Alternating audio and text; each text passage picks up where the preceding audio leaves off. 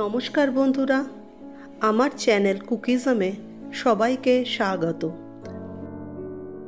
আজ তোমাদের সাথে শেয়ার করব বেগুন দিয়ে কাঁচা ইলিশ মাছের পাতলা ঝোল, যেটা খেতে যেমন সুস্বাদু তেমনি খুব অল্প সময়ে এই রান্নাটা তৈরি হয়ে যায়।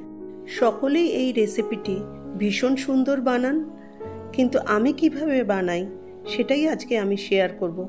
আসুন দেখে নেওয়া যাক আজকের ভিডিওটি। এই ইলিশ মাছের ঝোল বানানোর জন্যে আমি 4 পিস গাদা পেটি মেশানো ইলিশ মাছের পিস নিয়েছি। আপনারা যে কোনো পিস ইলিশের ব্যবহার করতে পারেন। মাছগুলিতে সামান্য লবণ আর হলুদ মাখিয়ে আমি 10 থেকে 15 মিনিট রেখে দেব। মাছে লবণ হলুদ মাখাতে মাখাতে আমার বন্ধুদের জানাই যে আমার চ্যানেলে অনেক ইলিশ মাছের রেসিপি আছে, আপনারা চাইলে দেখে নিতে পারেন।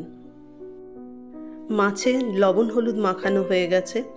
এবার আমি বেগুনটা কেটে নিচ্ছি। আমার এই 4 পিস ইলিশ মাছের জন্য একটা বড় বেগুনই যথেষ্ট। আমি বেগুনগুলিকে একটু বড় বড় টুকরো করে কেটে নেব।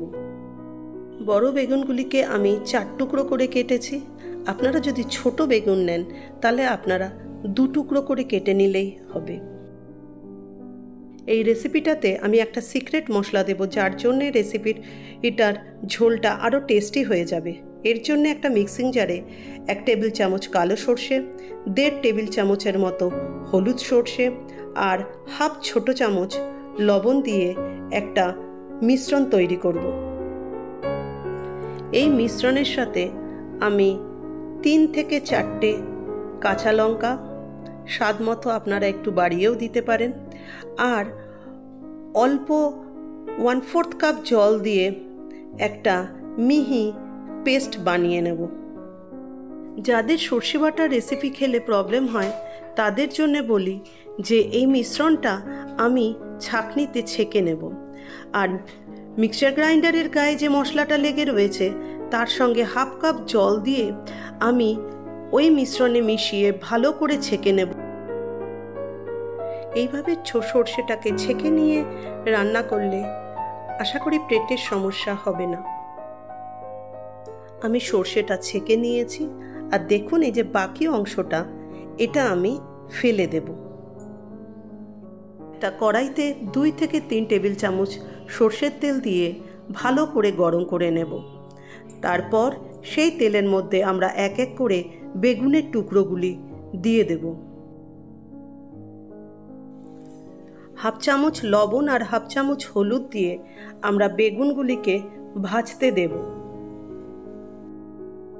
এবার আমি বেগুনগুলিকে ভালো মতো ভেজে নেব। আমি গ্যাসের ফ্লেমটাকে মিডিয়ামে রেখেছি। বেগুন বেশি ভাজার প্রয়োজন নেই। বেগুন বেশি ভাজলে বেগুন নরম হয়ে যাবে। 3 থেকে 4 মিনিট বেগুন ভাজার পর বেগুনগুলি তুলে আমরা একটা অন্য পাত্রে রেখে দেব।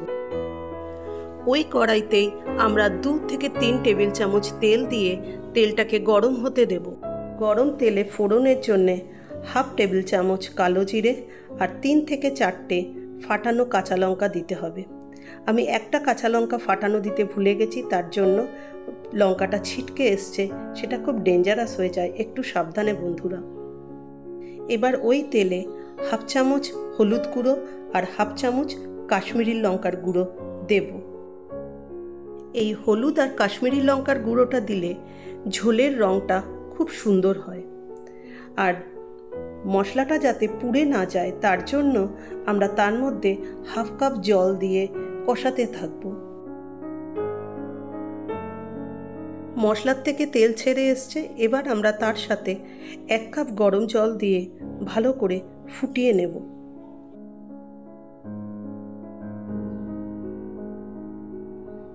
মশলাটা ভালো মতো ফুটে উঠেছে। এবার আমরা তার সাথে আগে থেকে ছেঁকে নেওয়া সর্ষে কাঁচা লঙ্কার পেস্টটা দিয়ে দেব। এই মিশ্রণটাকে আমরা ঢাকা চাপা দিয়ে মিনিট 3-4 ফুটতে দেব। এই ঝোলের মধ্যে আমরা আগে থেকে নুন হলুদ মাখানো মাছগুলিকে আস্তে আস্তে এক এক করে সাজিয়ে দেব। আর যারা কাঁচা মাছ খেতে পারেন না তারা মাছটাকে ভেজে নিয়েও রান্না করতে পারেন। তাতেও রান্নার স্বাদটা একটু অন্য হবে, কিন্তু খেতে ভালো হবে। মিনিট 5 ফোটানোর পর আমরা ইলিশ মাছটাকে হালকা হাতে উল্টে দেব। ইলিশ মাছ খুব নরম হয়, আর তার মধ্যে মাছটা আমরা কাঁচা রান্না করছি, সেই জন্যে একটু সাবধানে উল্টে দিয়ে আবার আমরা কিছুক্ষণ ফুটিয়ে নেব। আমরা ঝোলের মধ্যে, ইলিশের ঝোলে আমরা বেগুন ভাজাগুলি মিশিয়ে নেব এবং তার সঙ্গে বেগুনের তেলটাও দিয়ে দেব। দিয়ে আমরা আবার মিনিট 3-4 ফুটিয়ে নেব। দেখো বন্ধুরা, আমাদের বেগুন দিয়ে ইলিশ মাছের ঝোল তৈরি, তেল ভেসে উঠেছে। এবার আমরা গ্যাস অফ করে গরম ভাতের সঙ্গে পরিবেশন করব। এটা কিন্তু গরম ভাতের সঙ্গে খেতে অসাধারণ লাগে। আজকের এই রেসিপিটা আপনাদের কেমন লাগলো অবশ্যই জানাবেন।